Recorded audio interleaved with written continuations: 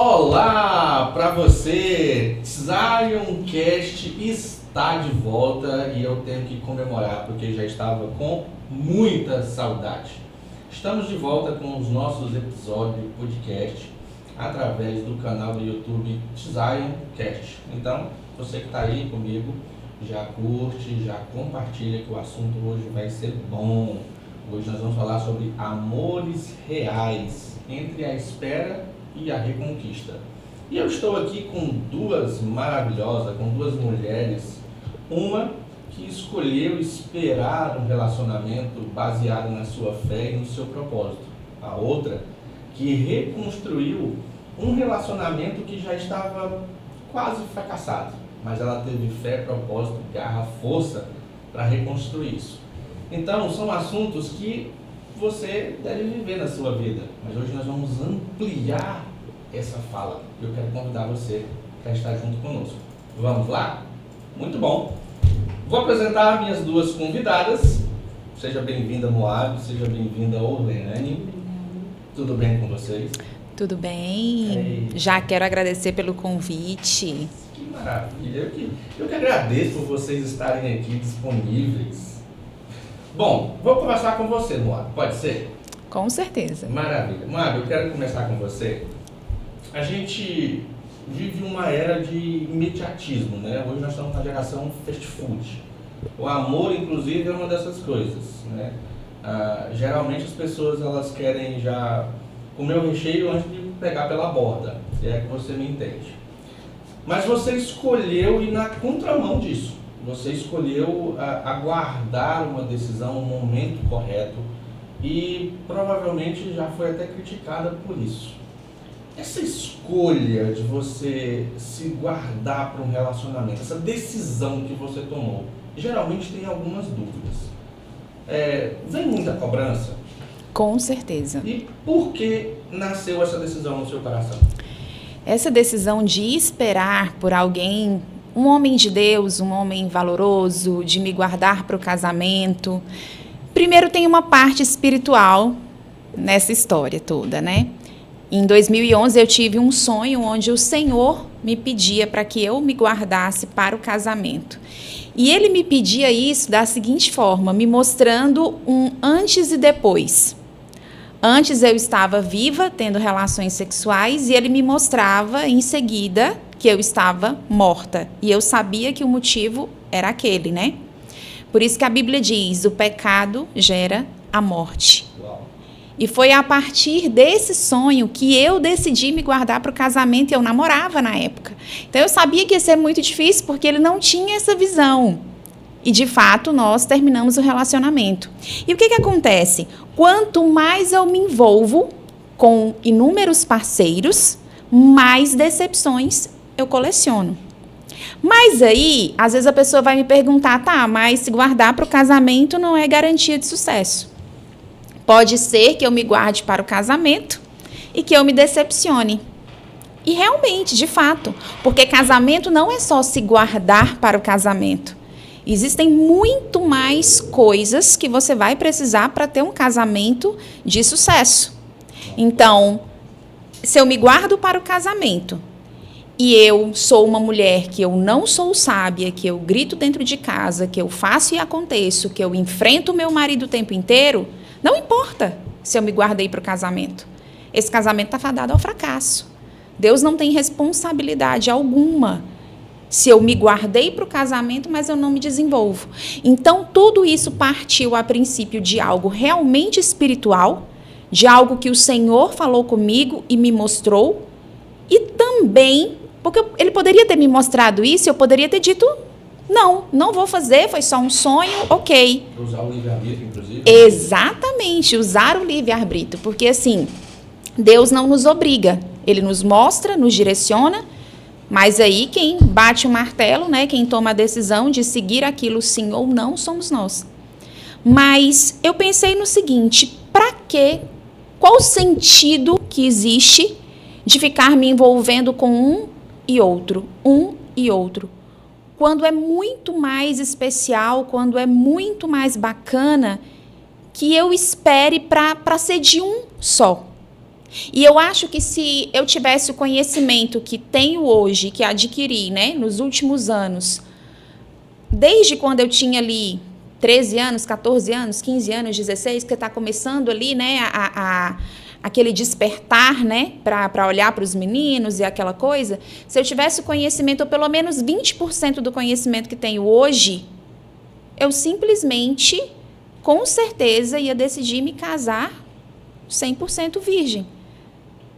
Porque eu não vejo sentido nisso, de deixar alguém usar o meu corpo e, de repente, amanhã, porque hoje está assim, né? Você conhece numa festa e meu corpo, minhas regras, para mim é meu corpo, templo do Espírito Santo de Deus, para mim é isso, né?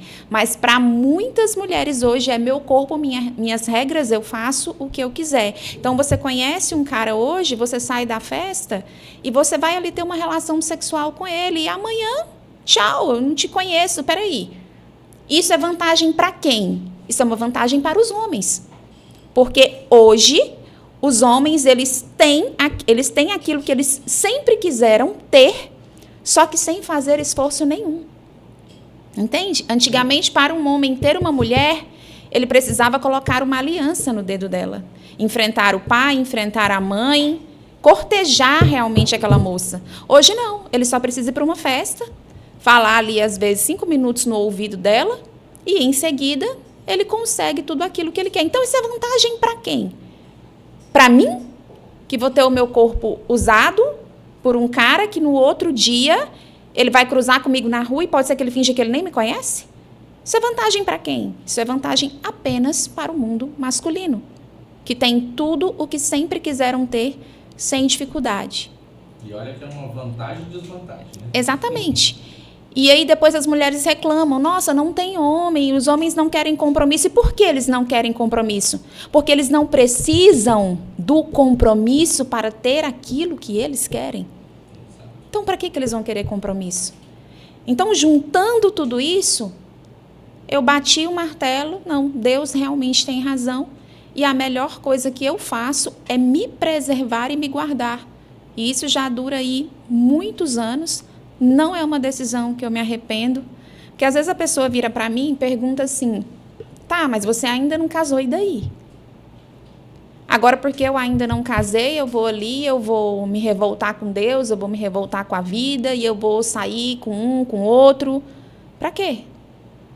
Então, eu prefiro me guardar, eu prefiro esperar do que colecionar relacionamentos fracassados, decepções.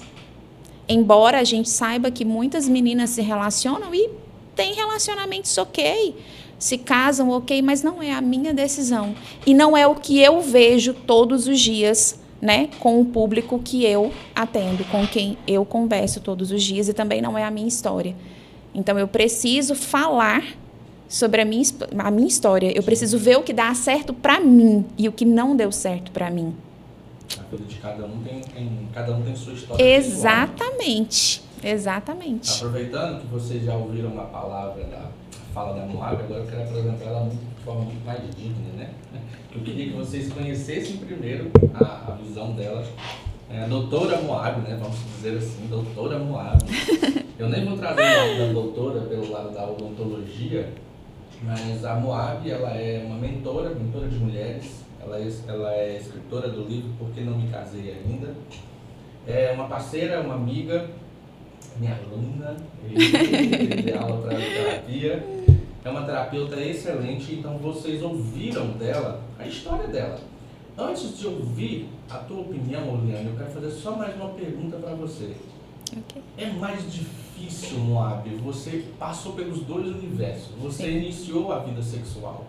E iniciando a vida sexual, agora desistir disso, para literalmente ter uma pureza, e você está completamente correta, seu corpo é o templo do Espírito Santo. É mais difícil? É mais difícil. É mais difícil porque você já conheceu aquilo ali.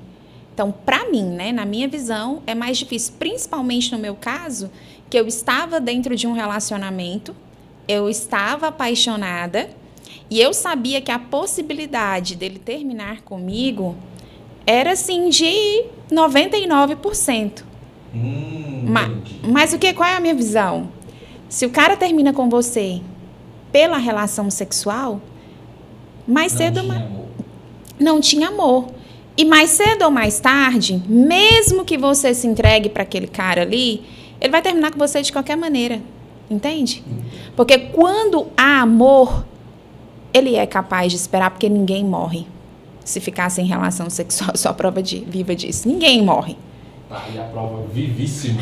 Então, eu acho que quando você já tem uma vida sexual, eu acho que é mais difícil. Na minha opinião, é mais difícil. É interessante, né? Porque no teu caso não foi só assim a abstinência, né? Porque você, como já tinha prática, não foi só a abstinência, foi só, poxa, essa minha escolha também me tira de um relacionamento. E que bom que você teve a visão de, peraí, se ele não se relaciona comigo por mim, então ele não queria, ele queria meu corpo. E detalhe, nós reatamos 2 vezes depois disso, e todas as 2 vezes que nós reatamos, ele sempre achou que eu tinha mudado de ideia. Ele falava, ela vai voltar ao normal. E as 2 vezes que nós reatamos, eu continuei exatamente no mesmo posicionamento. Leane, pegando essa fala de que ela vai voltar ao normal, normal não seria literalmente se guardar para um único relacionamento? Me fala um pouco sobre a sua visão sobre isso. E aí pode complementar com tudo que nós já falamos também, fique à vontade. Certo. Ouvindo essa decisão da Moab, eu vejo uma coragem muito grande da parte dela, porque a gente vive em um mundo hoje que as mulheres têm uma ideia muito equivocada a respeito do amor, né? Muitos creem ainda no contos de fada, que é algo que não existe, na historinha de carochinha, né? Porque vivem muito fadadas a ver as coisas na internet, a ver novelas, aquilo que repercute de uma forma totalmente contrária da nossa visão para quem é cristão. Então, as mulheres, elas querem receber um amor já pronto, e não perfeitinho. E o amor, ele não começa dessa forma. O amor, ele é construído. E você precisa estar posicionado com estratégia do céu para você construir isso que foi entregue nas suas mãos. Então, não é fast food, né? Você receber aqui, pediu e veio prontinho e você comeu. Não, é uma construção. Eu vejo nessa história da Moab uma coragem muito grande de fazer tudo na contramão deste mundo, mas na mão certa de Deus, nas coisas que Deus deu para ela como direção. Foi a estratégia que Deus deu e que ela está construindo, não com as estratégias dela, não com a direção dela, mas com a direção do céu, daquilo que Deus falou no coração dela, daquilo que a verdade bíblica já nos mostra, né? Porque se você busca um elo perfeito de amor, você precisa entender que dentro desse elo perfeito, Deus é o centro de todas as coisas. Então, ela colocou Deus no centro. Ou seja, é a vontade de Deus que prevalece. Eu sou parte disso porque Deus não une pessoas, Deus une propósitos.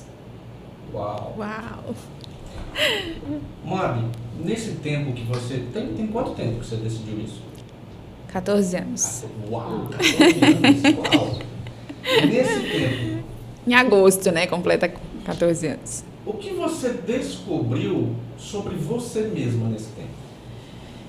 Nesse tempo eu descobri que eu era dependente emocional, que eu estava emocionalmente muito doente e principalmente uma coisa que as pessoas fazem muito, tá? A Orleane, eu tenho certeza que ela vai concordar comigo, principalmente as mulheres. Eu percebi que todos os relacionamentos que eu tinha me envolvido, eu seguia sempre uma mesma linha. Eu me relacionava com rapazes narcisistas, e aí a gente vê um grave problema emocional, só que também tem a parte espiritual. Eu sempre me relacionava com homens que não estavam nos caminhos de Deus, e eu queria porque eu queria que aquele homem sempre fosse transformado. E aí lá eu ia para o jejum, para a oração, implorando para que Deus transformasse aquela pessoa para mim. Gente, a pessoa ela se transforma se ela quiser. E a maior prova disso, por exemplo, né, olhando para a Bíblia, é que Judas andava colado com Jesus Cristo. Assistiu todos praticamente os milagres que Jesus fez. E ele era ladrão, e ele continuou ladrão e entregou Jesus pelas 30 moedas de prata. Então, isso prova que Deus não obriga ninguém a mudar, porque Jesus estava ali, ele podia ter obrigado Judas a mudar, ou ele podia fazer assim, todo mundo virava um robozinho, né? Mas a pessoa, ela se transforma quando ela quer.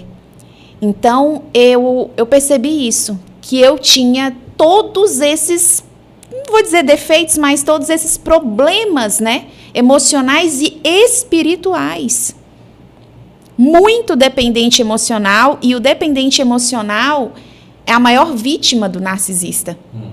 Eles percebem ali, claramente que a pessoa é um dependente, VAP. Você vira uma vítima, entende? Então, eu percebi que eu estava o tempo inteiro me relacionando com homens que definitivamente não tinham os mesmos princípios e valores que eu.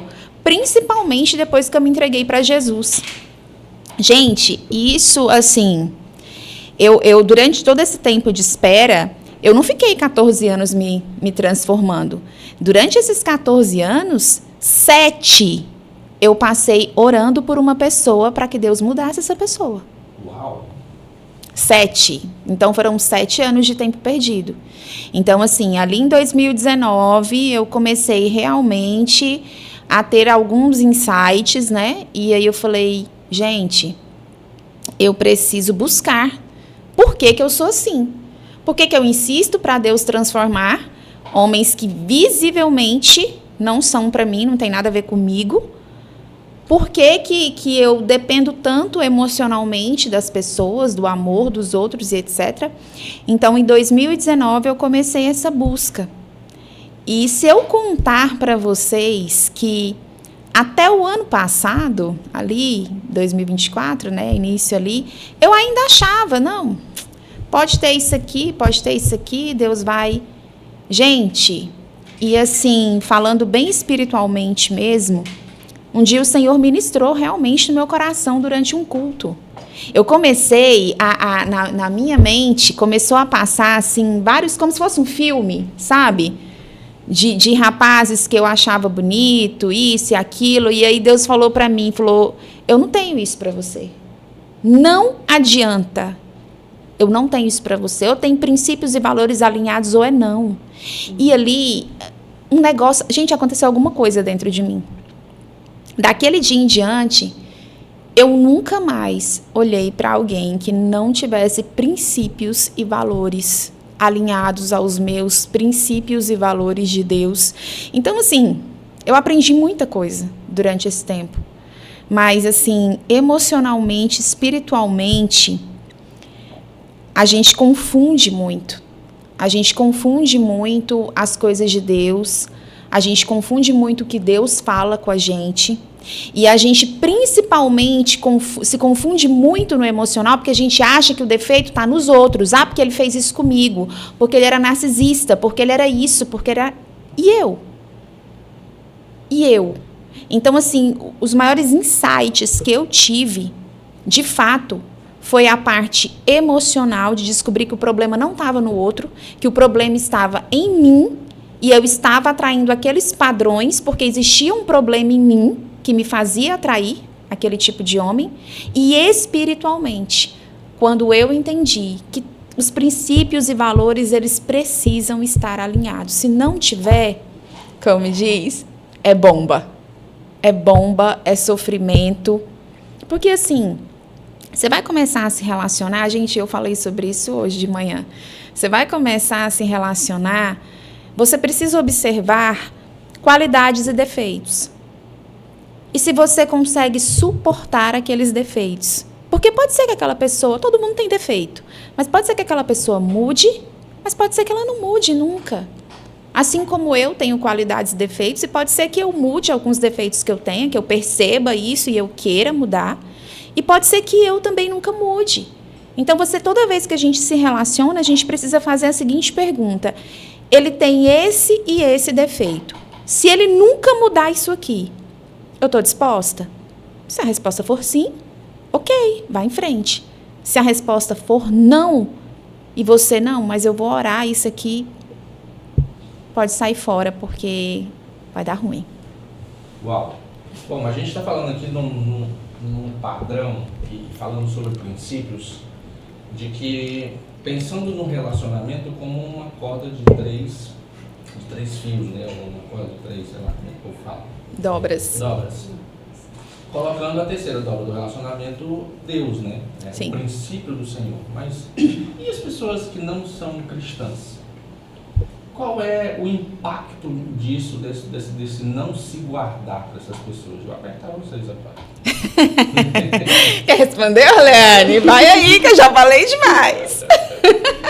E quando a pessoa não conhece a Deus ou ela está desconecta de Deus, que impacto tem isso na pessoa? Por que ela deveria se guardar, então?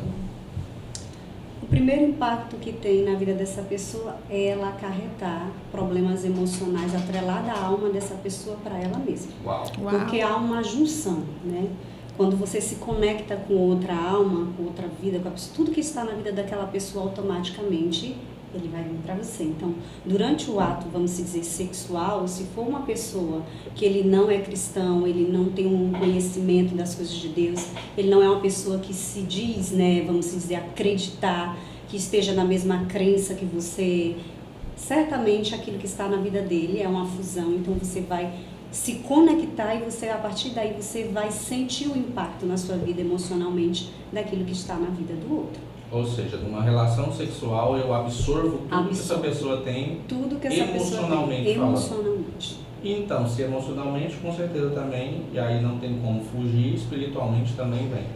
Com certeza. E Uau. para toda vítima existe um vilão, né? Inclusive, até interessante isso que tu fala, Leandro, porque assim, e aí vamos voltar lá para os tempos de Jesus, né? Sim. Quando nós falávamos em casamento naquela época, é diferente do de hoje. Hoje, se você colocou uma aliança no dedo e assinou um livro e o pastor te abençoou, casou. Uhum. Lá não era assim na época. Tinha-se um casamento e eram 3 a 5 dias de festa. Por quê? Porque o casamento só era consumado, ou seja, eles só estavam casados quando se tinha um ato sexual. Uhum. Que inclusive era um pano branco de linho que era colocado na porta com o sangue simbolizando. Aí sim, tinha-se a festa, tinha-se a benção, tudo mais, os noivos iam para lá. Por que demorava tanto? Porque não é fácil tirar uma virgindade. Principalmente naquela época, quando as pessoas tinham muito essa questão dessa santificação e tudo mais. Então, se espiritualmente o casamento está relacionado sexualmente, logo espírito e emoção estão muito juntos.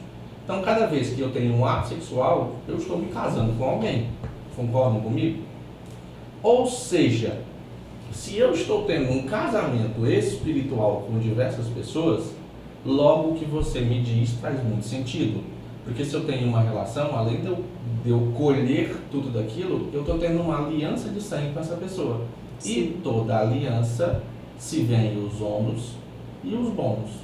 Então aqui não tem só uma questão espiritual, tem uma questão emocional, sim, que o emocional acaba afetando no físico, que tem uma questão moral, e aí tem N situações. Ou seja, mais uma vez, Moab, parabéns pela sua decisão. Eu espero que você que esteja nos ouvindo agora entenda o motivo, né? Que não é, como disse o teu antigo namorado, voltar ao normal. Não, o normal é você saber quem você é, saber esse corpo que você tem, e ele precisa ser conquistado, não usado. Concordam comigo? Sim. E pegando esse teu gancho, gente, uma vez alguém chegou para mim e falou exatamente aquilo que eu falei no começo. Eu me casei virgem e meu casamento acabou. E muitas vezes as pessoas jogam na minha cara, né? Ah, mas você se guarda e você não casou. Gente, isso aqui, se guardar para o casamento, não é uma moeda de troca. Deus, eu vou me guardar e o senhor vai ter que me casar. Não é uma moeda de troca. Uau. Isso aqui é um princípio de Deus. Um princípio que eu quero cumprir. Assim como o dízimo é um princípio, assim como nós temos inúmeros princípios na palavra de Deus. Então, isso aqui não é uma moeda de troca. Isso aqui é um princípio bíblico que eu quero cumprir, que eu desejo cumprir. E as pessoas muitas vezes acham que isso é a moeda de troca. Não, eu casei me guardando e Deus vai ter que me abençoar. Meu casamento não tem que acabar. Eu conheci há muitos anos atrás, muitos anos mesmo, em uma outra cidade, uma mulher que tinha exatamente essa visão. Ela tinha casado virgem e o marido a deixou. Mas por quê que esse casamento acabou? Com certeza, dentro desse casamento aconteceram N fatores para ele acabar. Mas quando a pessoa vem com essa frase, a pessoa quer jogar toda a responsabilidade de segurar as pontas do casamento em cima de Deus, porque eu casei virgem ou porque eu me guardei para o casamento e Deus vai ter que segurar as pontas do meu casamento. E não é assim que funciona. Deus não tem essa obrigação. É uma responsabilidade para Deus que é sua, né? Exatamente. Eu que tenho a obrigação de me desenvolver, de cuidar das minhas emoções, de cuidar da minha vida espiritual, de cuidar da minha casa, de ser uma esposa sábia, de ser uma edificadora do meu lar, de ser uma boa mãe, de trazer paz, felicidade e edificação para dentro da minha casa. Essa obrigação é minha. Então, assim, não é porque eu casei me guardando para o casamento que o meu casamento vai dar certo. E não é porque eu me casei sem me guardar que ele vai dar errado. Uau. Eu casei, por exemplo, a mulher casou sem se guardar, mas ela entrou ali no casamento, ela é uma esposa sábia, ela é uma esposa que ela traz felicidade, edificação para o lado dela, o casamento dela com certeza vai dar muito certo. Só que esse é um princípio bíblico que eu quis, entendeu? Que eu tomei a decisão de ir ali e fazer exatamente como o princípio estava mandando. Entende? Ou seja, o princípio ele é feito para cumprir, ele não é uma condição para algo, né? Você tem que viver esse princípio, não é para ganhar alguma coisa, é porque o princípio é... Isso, não é uma garantia. Por exemplo, se eu sou dizimista e ofertante, se eu sou uma má administradora do meu dinheiro, se eu pego o meu dinheiro e eu gasto ele todo com tudo que eu vejo pela frente, não interessa se eu sou dizimista e ofertante. Esse dinheiro ele vai acabar, independente. Por quê? Porque eu estou sendo irresponsável com o meu dinheiro. Então, as pessoas confundem muito as coisas. Eu vou cumprir esse princípio aqui, eu vou fazer o que eu quiser. Não é dessa forma que acontece. E tudo a gente quer jogar nas costas de Deus. Deus não tem nada a ver com isso. Então, a gente precisa analisar o conceito de autorresponsabilidade e me autorresponsabilizar por coisas que acontecem que são consequências das minhas atitudes, daquilo que eu faço. Uau, que aula, hein? Falando em casamento, e aí eu tenho muita autoridade para falar sobre isso, né? Porque passei por 3 casamentos, vantagem.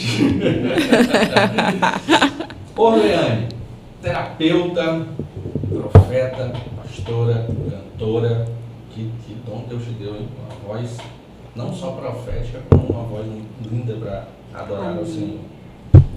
Você foi um pouco inverso, né? Você não precisou se guardar, vamos dizer assim, nem esperar. Entrou em um casamento, na época quando se casou não era conhecedora de Deus, né? Ele te conhecia, mas você não conhecia ele. Passou por muitos perrengues, como todo relacionamento passa. E eu costumo dizer que não existe casamento problemático, existe pessoas com problemas que se casam. Mas essa história de não desistir, de ir até o fim, de viver uma crise no casamento que quase termina em separação. E o que aconteceu nesse momento? Como foi assim, para você o ponto de virada? Para você dizer, não, agora eu vou virar esse casamento e não meter o pé. Porque hoje, a coisa mais simples que todo mundo faz o casamento tem tudo quanto é lugar. Não deu certo ele, acaba, ninguém quer pagar preço por restauração, só quer chutar e pegar o próximo. Como foi o ponto de virada para você? Eu vou começar um pouquinho mais atrás. Fique à vontade. Primeiro ponto, eu comecei esse casamento já de forma bem errada, vamos se dizer. Da forma que o mundo nos mostra e diz e dita como que nós devemos fazer. Você gosta de alguém, não necessariamente você precisa casar. Juntar mala, todo mundo vai morar um na casa do outro, tá tudo bem, né? Então eu comecei de uma forma que não é correta, né, biblicamente falando. Nós entramos em um casamento atrelado a muita briga, muita discussão, muita imposição, muito ar de superioridade, um não compreendendo o outro. Tinha muito a questão da aparência, mas não tinha essência. Era muito aparentemente um casamento muito bonito, mas dentro de casa não era uma verdade que nós vivíamos, né? Atrelada a muitas traições, a muitas brigas, né? A muita cobrança, havia muita cobrança das duas partes em si. Então nós vivemos quase 3 separações. Por que eu digo quase 3? A primeira, eu ainda estava no mundo, ainda não conhecia Cristo. Aí veio a segunda, nessa segunda eu já estava fazendo essa transição, já estava participando de célula, conhecendo a Cristo. E a terceira foi onde quase aconteceu, mas não aconteceu, mas assim, Deus permitiu de certa forma para que viesse um posicionamento da minha parte.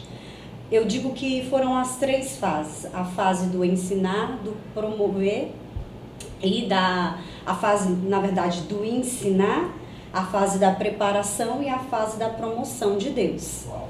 A fase do ensinar foi onde Deus quis me mostrar, de certa forma, o tipo de esposa que eu era e que eu não conseguia enxergar, porque eu só havia cobrança do outro, né? Eu cobrava muito do outro, mas eu não conseguia me ver e nem olhar para mim o tanto que eu estava sendo indiferente e que eu estava sendo muito, vamos dizer, uma mulher não virtuosa, uma mulher que agia com sabedoria, mas uma mulher vivendo padrões do mundo dentro do meu casamento. Vivendo aquilo que o mundo dita, como é, que a mulher tem que ser isso, a mulher tem que, eu tenho que me amar primeiro, naquele ar de muito, vamos dizer, mais feminista, né? De dizer assim, eu posso, eu faço, tá nas minhas mãos, eu que tenho controle, tenho que andar, tenho que comer na minha mão, não comeu, levou, aquela coisa, né? Vários ditados que são ditos aí no mundo. Então eu andava por isso, né? É do meu jeito, tem que ser assim, do jeito que eu quero, a síndrome de Gabriela reinava, eu nasci assim, vou morrer assim, vai ser assim. Então havia muito essa questão. Então eu precisei de fato deixar o Senhor me ensinar e depois Ele me preparar para depois vir a promoção de Deus na minha vida. Nessa fase da preparação foi onde Deus foi alinhando algumas coisas. Quando chegou a fase da promoção, que foi assim, a virada mesmo, ponto de virada, foi em 2015. Quando eu vi o meu casamento indo mesmo para um estado de UTI, onde estava ali só pip, pip, pip. E eu comecei a me autoanalisar. Eu digo que foi até o próprio Espírito Santo que veio a terapia dos céus para mim mesma. Uau. Sabe, de me trazer na minha consciência algo que eu não estava conseguindo enxergar, que é justamente o que a Moab falou. Eu via no outro, eu queria que o outro mudasse e eu queria mudar o outro, mas eu não queria mudar a mim mesma. Então eu cobrava muito, então eu tinha um ar de autoridade, né? Tudo era do meu jeito, a agenda funcionava do meu jeito, tudo dentro de casa era do meu jeito, tinha que andar conforme eu queria, conforme eu ditava. Então assim, era uma mulher que estava recém-convertida e que vivia uma vida de aparência, mas dentro da minha casa isso nada funcionava, né? A Bíblia estava ali só de enfeite, vamos se dizer. Então eu não me aprofundava, não buscava conhecer. Eu queria que Deus fizesse algo no meu casamento, mas eu não me posicionava da forma devida.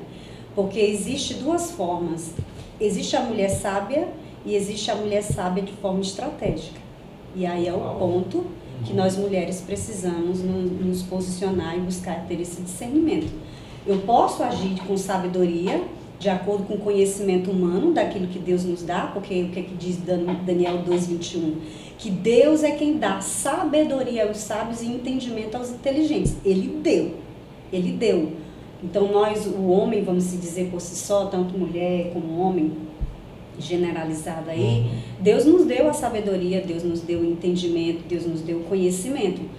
E nós podemos agir com a sabedoria que Deus nos deu, só que a estratégia é humana, com aquilo que nós temos como direção humana. Mas nós precisamos aprender a agir de forma sábia e estratégica com a estratégia dos céus, que é aquilo que o Espírito Santo nos dá como entendimento, discernimento, né, de ter os ouvidos abertos para ouvir a voz de Deus, os olhos atentos para enxergar aquilo que Deus quer fazer no momento, e a gente ter coragem para profetizar em tempos improváveis. E foi isso que eu fiz. Então eu comecei a mergulhar, a buscar em Deus uma direção. Deus foi me instruindo por meio de palavras. Primeiramente, Ele me trouxe Provérbios 31:10, onde Ele me trouxe a recordância de que a mulher, que havia um valor em mim, que excedia mais do que finas joias.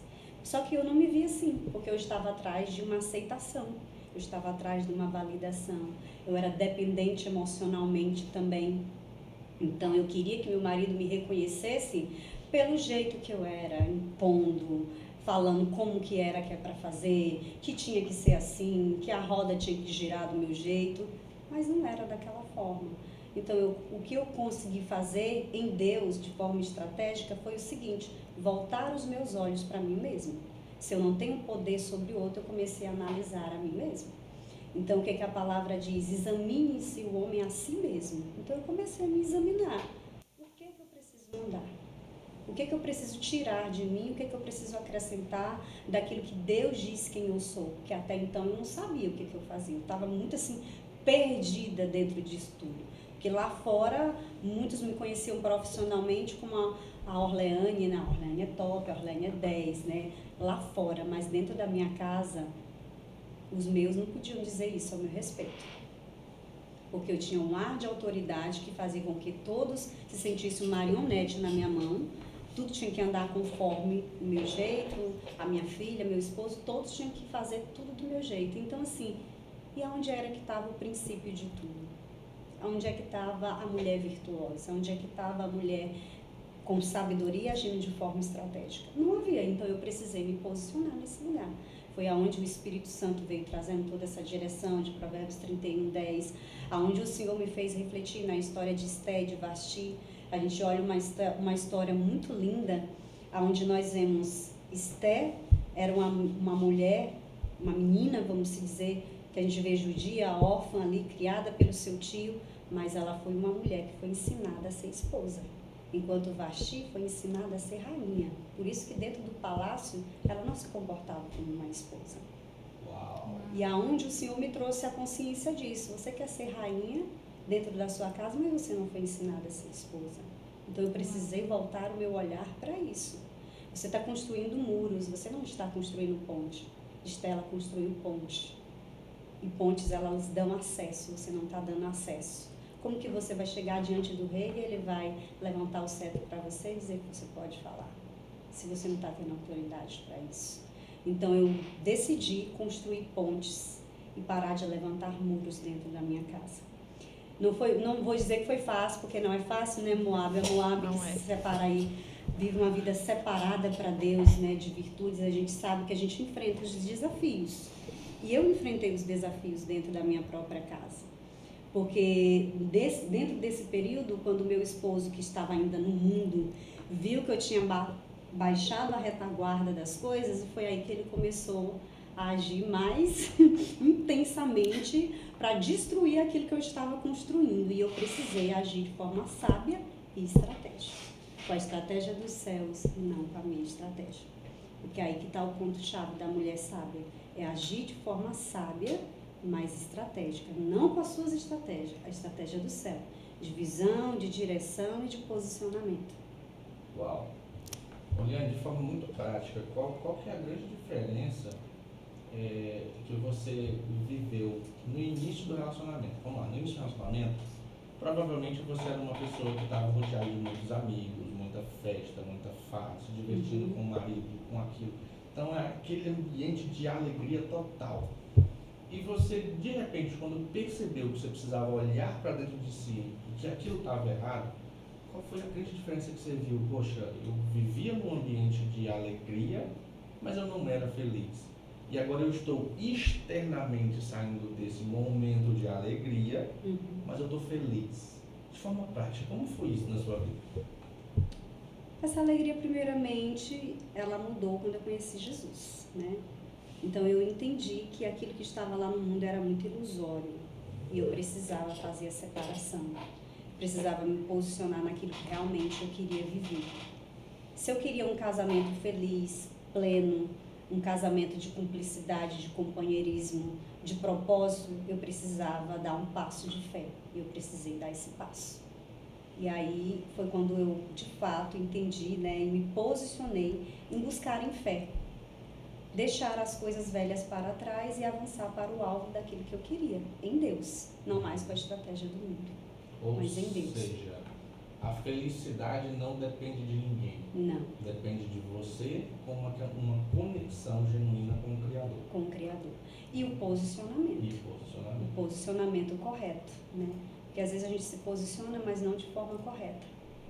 E quem se posiciona de uma forma que não esteja correta, está sujeito ao fracasso. Uau. Porque são as nossas escolhas que determinam o nosso destino. Então eu precisei me posicionar com uma escolha correta, alinhada com o céu e não com as coisas da terra. Da terra é momentâneo, isso aqui passa. Se eu me alinhar com o propósito do céu, certamente eu estou sujeito a viver uma vida de plenitude, felicidade, sabendo que vai ter as lutas, vai ter as provações, mas que nós vamos conseguir vencer. Agora, se eu estou só nas coisas do mundo, querendo viver aquilo que é do mundo, eu estou sujeito ao fracasso, porque o homem por si só, ele não é soberano. Ele não consegue manter as coisas, vamos se dizer, plenas conforme Deus, da mesma forma que Deus pode. Só Deus pode. Anota essa frase. As nossas escolhas Determinam os nossos destinos. Uau! Uau! Como você enxerga esse amor reconstruído? Eu enxergo hoje pleno. Pleno. Antes eu não conseguia dizer essa palavra, de dizer que eu vivi um casamento pleno. Hoje eu vivo. De companheirismo, de vida construindo ali os dois, de vida com propósito. Nós temos uma vida com propósito. Hoje na minha casa eu consigo sentar em uma mesa e debater a nossa relação, olhando um no rosto do outro. Toda vez, uma vez por mês, nós temos nosso momento entre casal, sem ser em família, da gente sair juntos, da gente desfrutar de um momento. Eu não tinha isso antes, porque para mim viver plenamente feliz, quando eu estava no mundo, eu tinha que estar rodeada de pessoas, eu tinha que estar em uma mesa, eu tinha que estar plenamente linda, bem arrumada, representando com o marido ali do lado para dizer que eu estava bem, quando dentro, internamente, eu estava vazia. Então hoje eu enxergo um casamento reconstruído, pleno, equilibrado, leve. O meu casamento hoje eu vejo isso, leveza. Porque Cristo reina dentro. Então onde há Cristo, a presença de Cristo, a paz. Doeu muito descer do pedestal?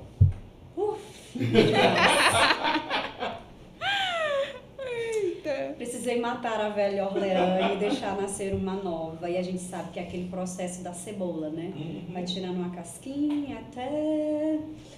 Foi um processo muito dolorido, muito dolorido. Primeiro que eu precisei abrir mão de muitas coisas que para mim fazia sentido, mas para Deus não fazia. Vestimenta era uma das coisas assim que eu não me vestia como uma mulher casada. Eu me vestia como uma mulher solteira.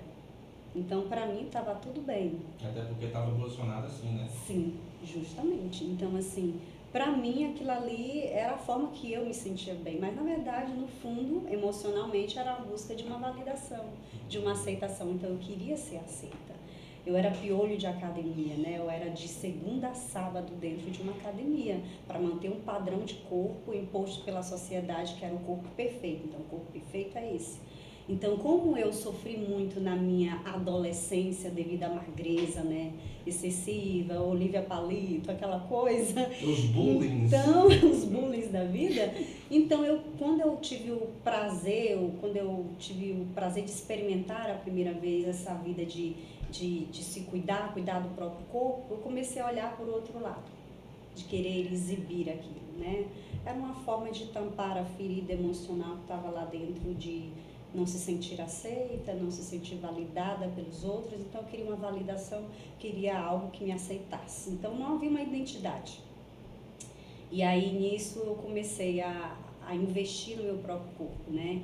Então quando eu estive em Cristo, quando eu já estava em Cristo, foi uma cobrança em particular entre eu e o Espírito Santo, né? Onde o próprio Espírito Santo me trouxe esse convencimento de que eu precisava dar um passo para trás. Eu digo que isso foi singular meu, não que toda mulher deve fazer isso, porque para cada pessoa, Deus ele tem um compromisso e um propósito de alinhamento. O que ele faz singularmente comigo, ele não vai fazer com a Moabe, porque o propósito dela é outro. Deus tem um propósito singular, exclusivo dela. E Deus tinha um propósito e tem singular e exclusivo comigo. E ele me fez essa cobrança, porque ele sabia que era algo que doía muito em mim. Então um belo dia, lá dentro da academia, eu escutei uma voz dizendo para mim, sai daí, sai daí.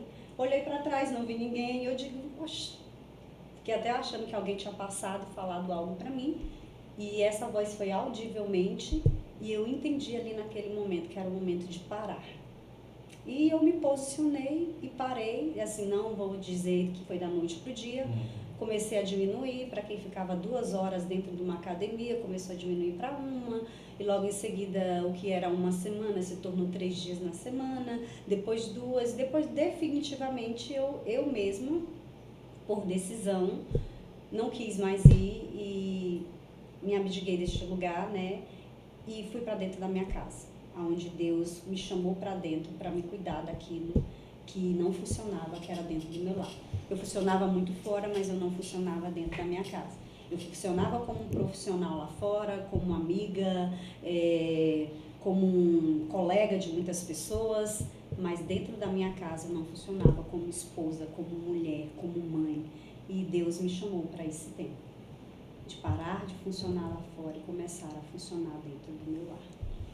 Olha que interessante, eu gostei muito dessa sua fala, muito. Por quê? Para você, a academia era algo que você estava ali em busca de uma atenção.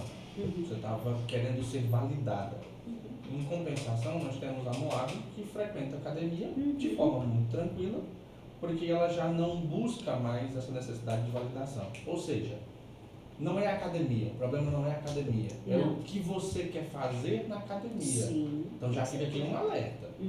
Se eu estou demais na academia, se eu estou exageradamente em busca de uma perfeição física, pode ser que atrás existe um problema emocional de querer ser validada, de querer ser enxergada, de querer ser vista. Ser visto, ser aceito. E muitas das vezes nós até oferecemos o nosso corpo para gerar essa satisfação. Exato. E não temos. No final, nós nos sentimos ainda mais piores, porque agora nos sentimos usadas, desvalorizadas, abusadas. Às vezes eu até percebo que usa-se uma roupa muito provocativa e quando tem um excesso do elogio, acha ruim. Mas espera aí, a roupa não dá essa liberdade de às vezes falar até uma coisa um pouco mais ousada? Aí eu pergunto para vocês, é uma pergunta. Ou não? Eu acredito que dependendo da roupa, eu estou sujeita a ouvir coisas que eu não gostaria de ouvir, né? Dependendo da roupa que eu estou usando. Por outro lado, eu também acredito que a roupa que eu estou usando também não dá direito ao outro de vir e me agredir com palavras ou falar palavras de repente de baixo calão. Eu acho que existem os dois lados. Por exemplo, se eu tem uma história de mini short. Aqui, graças a Deus, pelo menos lá na academia não tem. Mas tem uma história de mini short que aquilo ali é como se fosse uma calcinha mesmo. Só um pouquinho maior. E só o sutiã.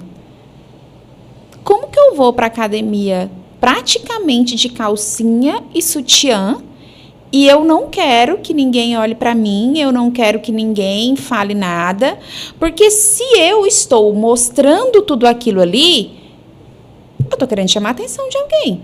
É um convite, né? É um convite. E eu posso chamar a atenção de um cara que fale, nossa, tá bonita, não sei o quê, mas ao mesmo tempo eu posso chamar a atenção de um cara que vai falar coisas que eu não vou gostar de ouvir. Entende? Então, assim, não é que ele tenha o direito de ir lá e falar. Direito ninguém tem. Uhum. Mas acontece que eu tô praticamente pelada ali. Então, assim, gente, não tem jeito. Porque, assim, gente é gente. Sim. Entende? Gente é gente. E os homens, eles são muito visuais. Eles são muito visuais. Direito eles não têm. Mas... Nós temos uma influência, né? Que a influência musical hoje, de certa forma, e aqui explica, não justifica, porque isso não é justificado. Sim. Mas explica a forma como nós tratamos as mulheres, né? Homens. Porque quando você pensa, por exemplo, numa influência musical da época dos nossos avós, era uma influência musical que falava de amor eterno, de chorar porque a pessoa foi embora, de amor e juras de amor eterno e tudo mais. E nós sabemos que uma música, ela tem uma influência através da sonoridade nas nossas emoções, no nosso cérebro. Então, a influência musical de hoje em dia, infelizmente, ela destrói a imagem da mulher.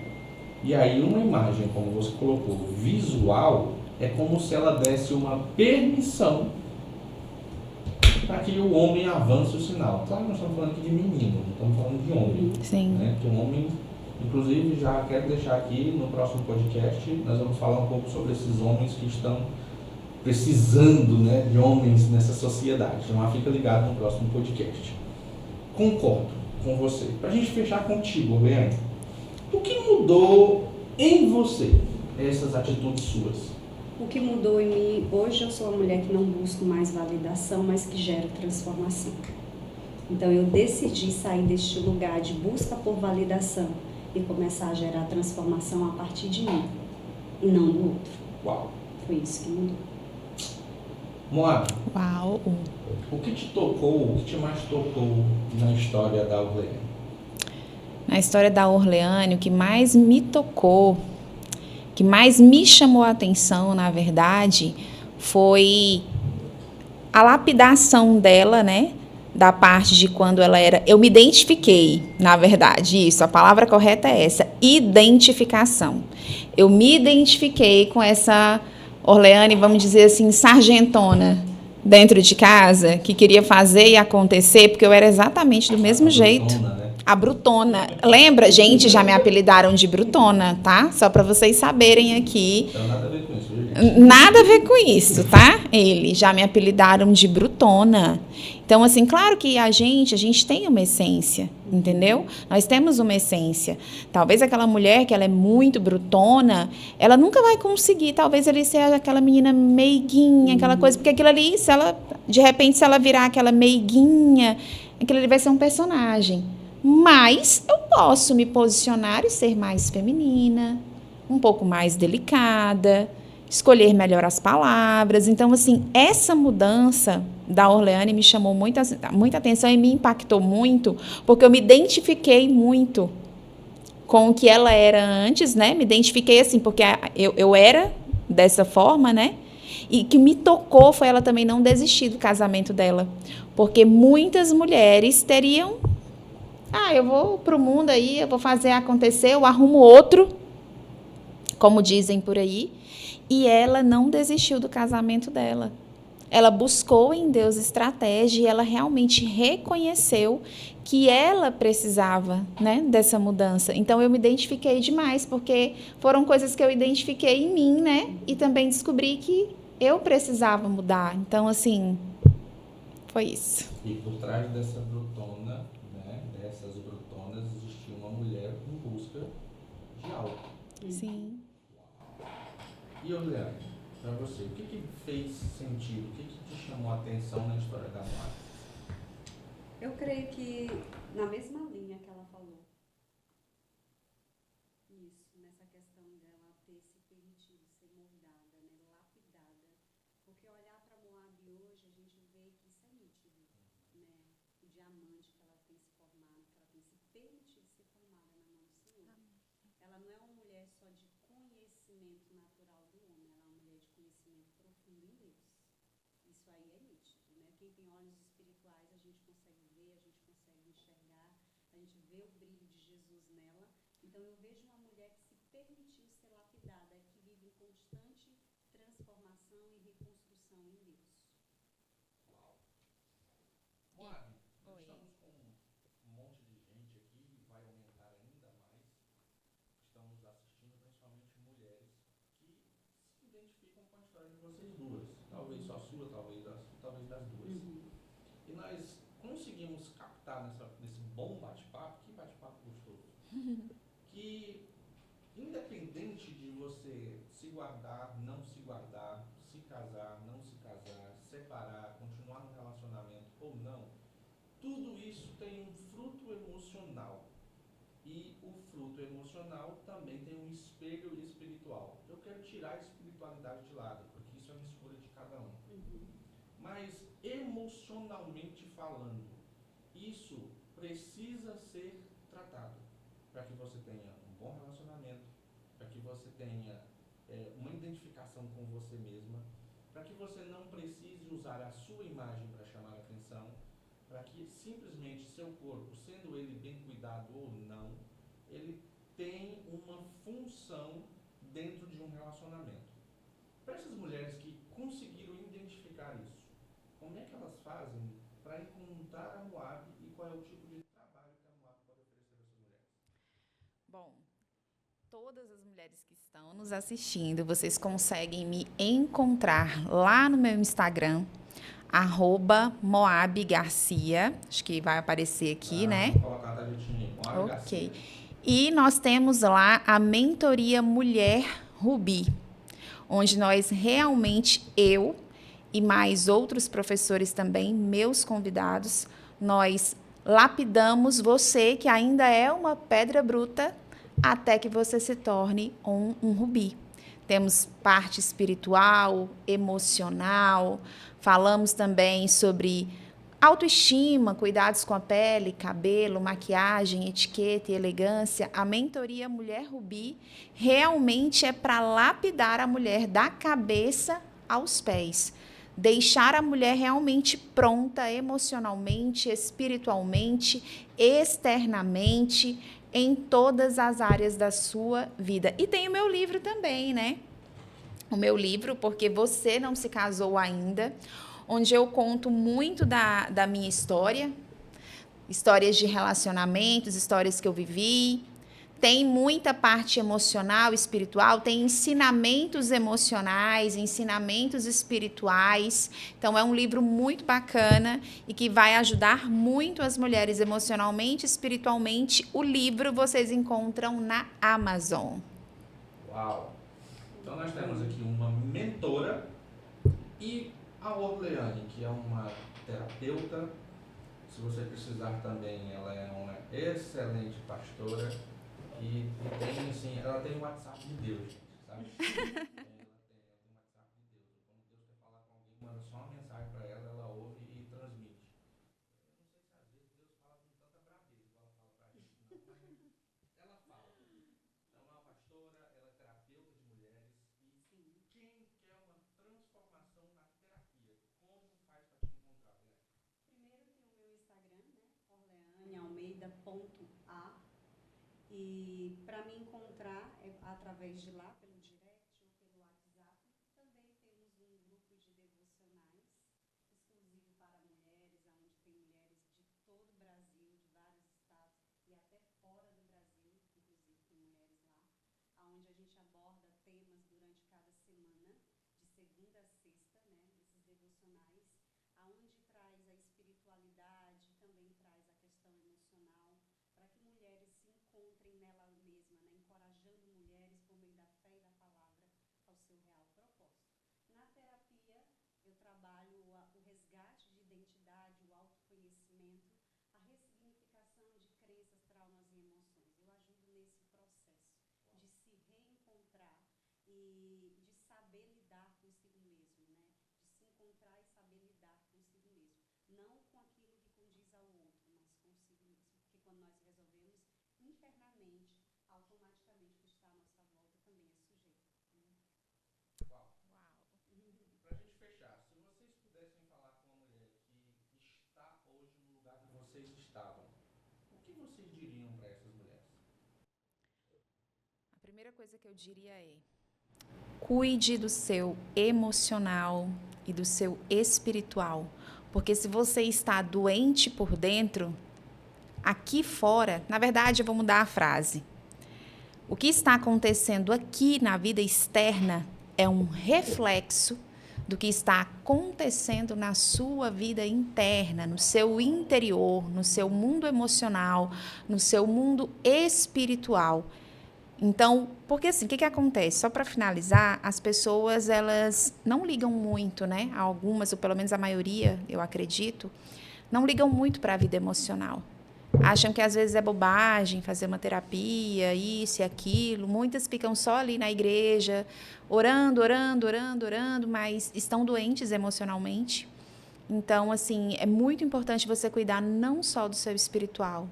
Não é só orar, jejuar, você também precisa cuidar da sua vida emocional, porque o Senhor, ele deixou aqui profissões aqui na terra, médicos, terapeutas, dentistas, enfim, todas as profissões, para que elas sejam usadas por nós.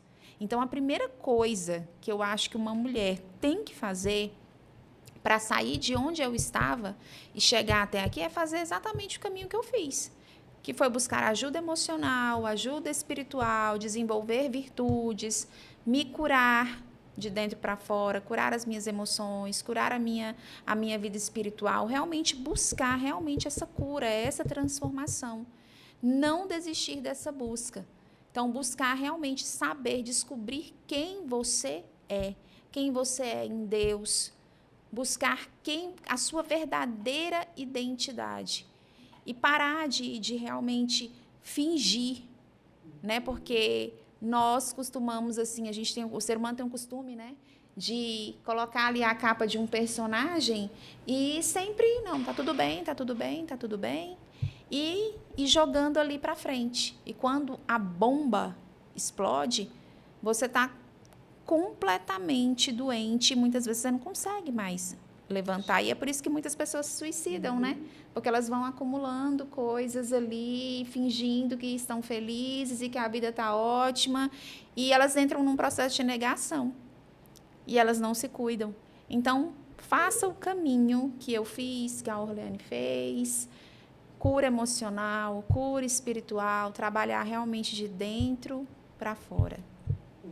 Inclusive que eu fiz também, né? Se eu não Todos tivesse me curado nós. emocionalmente, eu não estaria no terceiro, estaria no quarto, no quinto casamento, graças a Deus. E a gente continua aprendendo, né, Marcos? Todos os dias. O aprendizado nunca para. É eterno aluno. É verdade. Ô, Leane, Eu super concordo com as palavras da Moab.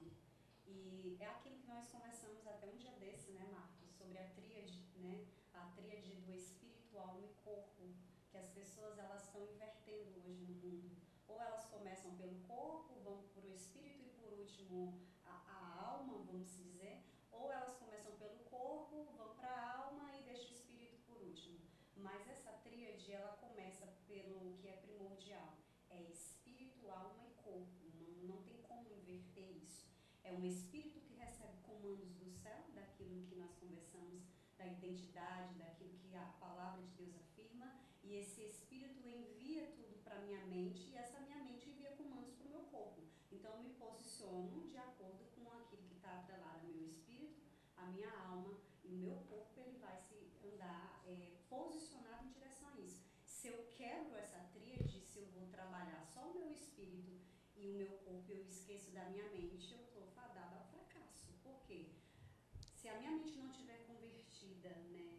Se a minha mente não estiver alinhada, saudavelmente transformada, equilibrada, para que eu tenha uma vida de plenitude, feliz, vamos dizer, e se eu não consigo mantê-la ela leve, equilibrada, certamente eu vou entrar em um colapso, eu vou começar a ficar dependente emocionalmente das pessoas, busca de validação, crise de identidade, né? E vem muitas outras coisas que acarretam problemas emocionalmente.